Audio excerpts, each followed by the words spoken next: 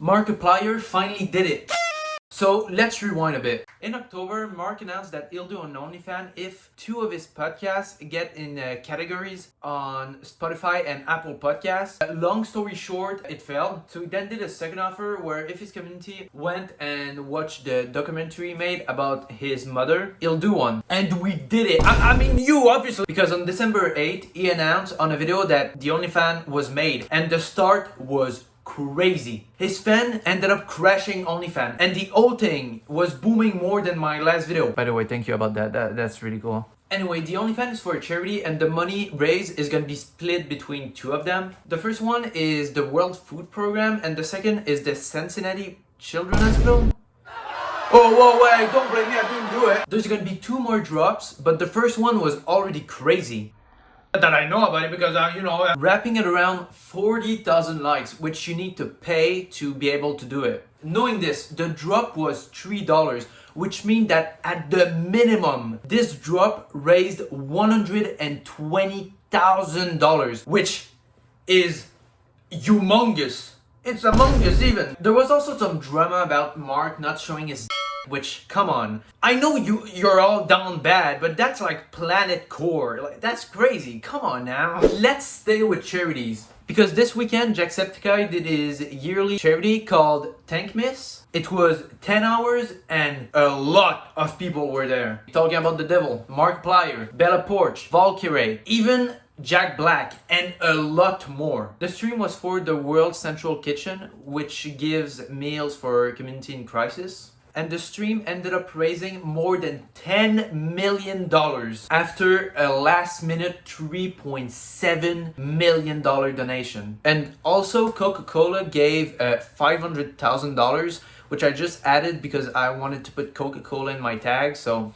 But in general, good job to the team. $10 million in a 10-hour stream is crazy. Do you know how that's 1 million an hour? So yeah, good job to the whole team. You guys are awesome, obviously. Now let's talk about the Game Awards. This year in general was crazy, but I'll talk about the more important part. First, the Game Awards broke its peak viewership. Last year, they had a peak viewership of 3.3 million. And this year, they raised it to 3.4 million, which a lot of people would think that it's not that big until you realize that that's 100,000 more people, which is literally more than a FIFA stadium. Second is Christopher Judge, who won the best performance for Kratos in God of War Ragnarok and ended up doing a really awesome, really nice 8-minute speech. Which is fine. This guy, it's Christopher Judge in it, so it's fine. Third is the game of the year, Elden Ring. And how can I not talk about the man himself, who sneaked his way on the main stage and paid homage to his favorite guy, Bill Clinton.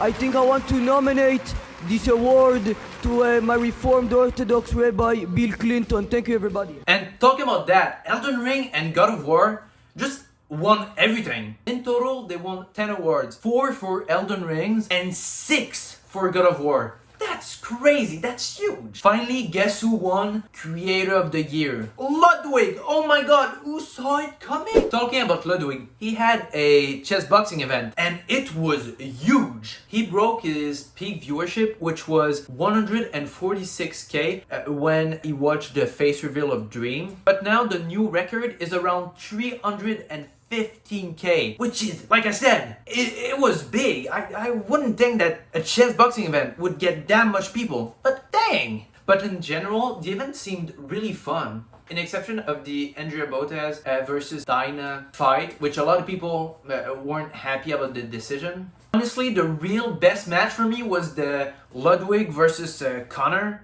The end was just crazy. Like, got me like, I was shaking my seat. I was like, oh goddamn!